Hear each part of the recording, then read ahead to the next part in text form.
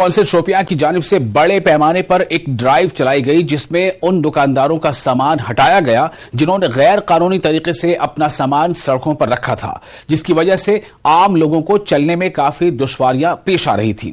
Municipal council کے ملازمین نے اس سامان کو ضبط کیا جو سامان فٹ پاتھ پر رکھے گئے تھے۔ میونسپل کونسل کے انسپکٹر منظور احمد پاپوری نے میڈیا سے بات کرتے ہوئے بتایا کہ جو بھی دکاندار فٹ پاتھ پر سامان رکھے گا اس کے ساتھ سخت سے سخت کارروائی کی جائے گی۔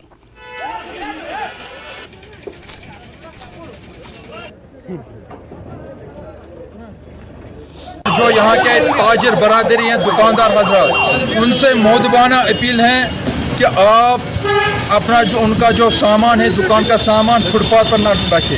یہ انکریجمنٹ ہے لوگوں کے لیے، یہ پریشانی ہے۔ ہر روز ڈسٹرکٹ ایڈمنسٹریٹر اور میونسپل کونسل کو یہ اطلاع ملتی ہے through what's app, through application, phone کے ذریعے ہمیں چلنے کے لیے راستہ نہیں، ہمیں وہ فٹ پاتھ بنے۔